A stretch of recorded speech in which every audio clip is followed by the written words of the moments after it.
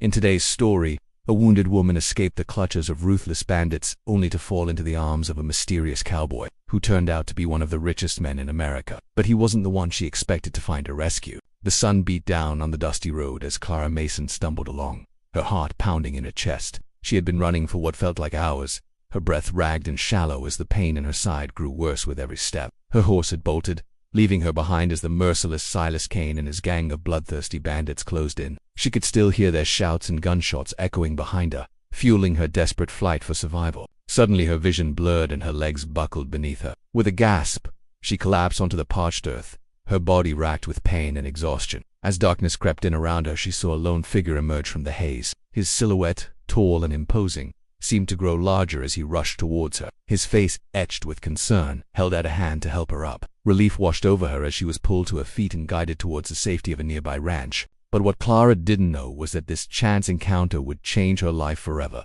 pulling her into a world of danger, intrigue, and unexpected passion. As she stepped through the swinging doors of the saloon, her eyes scanned the room, taking in the rough-hewn faces of the cowboys and prospectors who turned to watch her enter. She ignored their stares, focusing instead on the man behind the bar. He was tall, his shoulders broad beneath his black shirt. His jaw was set with determination, his eyes narrowed as if he was sizing her up. Despite his rugged appearance, there was something about him that commanded respect. A sense of power seemed to emanate from him, making it clear that he was not just another ordinary cowboy. She walked up to the bar, her voice hoarse from exhaustion and fear.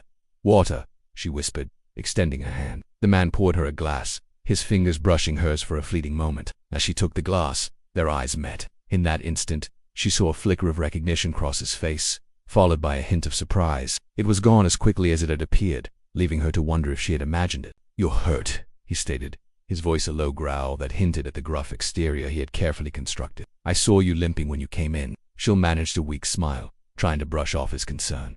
"It's nothing," she replied softly, "just a minor scrape." But his gaze was unwavering, and she knew she couldn't hide her injuries from him. With a sigh, she slowly lifted her shirt to reveal the gruesome reality of her wounds.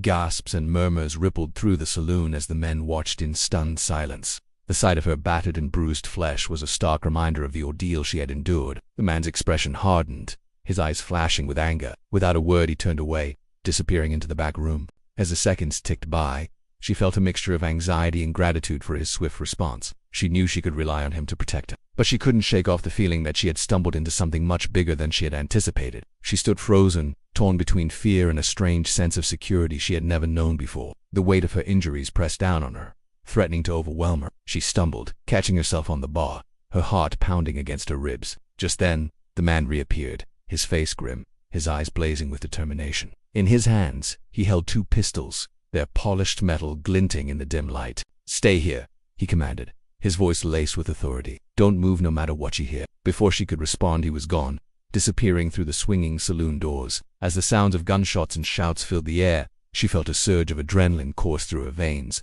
Fear threatened to consume her, but she forced herself to stay put, gripping the bar for support. Suddenly, the door burst open, revealing the man, his clothes torn and his face streaked with dirt. His eyes, wild with urgency, locked onto hers. "Get behind me," he shouted, motioning to the corner of the room. She scrambled to obey, her mind racing with questions. As she ducked behind a table, she heard the heavy thud of bodies hitting the floor and the metallic clang of weapons colliding. The saloon erupted into chaos, men screaming and firing their guns wildly. She peeked around the corner, her heart skipping a beat at the sight before her. The man, his back against the wall, was locked in a deadly standoff with three armed figures who had stormed into the saloon. His movements were swift and precise as he dodged their bullets, returning fire with deadly accuracy. As the shootout continued, she noticed a familiar face among the attackers, her breath catching in her throat. It was �İ𝐨𝐽𝐬, the leader of the bandit gang that had pursued her relentlessly. But how did he know she was here, and what was he doing leading an attack on the ranch? Her thoughts were interrupted by a loud bang as one of the attackers fell to the ground, clutching his chest, a bullet wound blossoming on his shirt. The remaining two hesitated, glancing at each other before turning and fleeing through the front doors. The man let out a sigh of relief, his shoulders slumping slightly. He turned to her, his expression grave. "It's over," he said, his voice hoarse. "They won't be coming back." But his words were cut short as the sound of approaching horses echoed from outside. Together, they moved to the window, their eyes searching the street. A group of mounted figures, their faces obscured by dust clouds, rode into view. At their head was a familiar face, the sheriff she had encountered earlier. But now his expression was grim, His eyes narrowed with suspicion. "What happened here?" he demanded, his voice echoing in the tense silence. The man stepped forward, his chin lifting slightly as he met the sheriff's gaze. "Just a little trouble," he replied calmly. "Nothing a little excitement can't fix."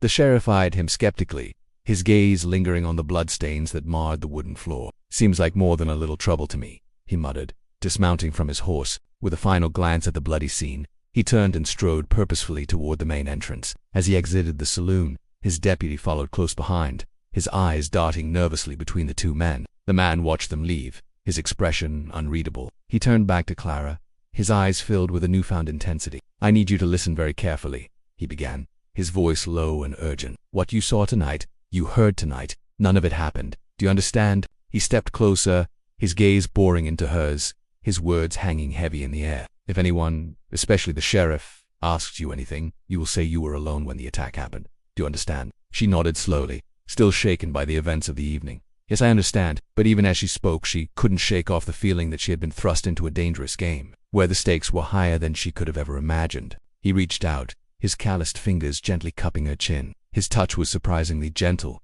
sending a shiver down her spine. "Take care of yourself," he murmured, his eyes searching hers. "I'll be back as soon as I can." With that, he turned and strode confidently out of the saloon, leaving her alone in the smoky haze of the room. She watched him go, her mind racing with questions. Who was he? Why had he risked his life to protect her? And what secrets were hidden beneath his rugged exterior? As the night wore on, she found herself drawn deeper into the mystery of the man and the town, knowing that she was in for a wild ride. Thanks for watching.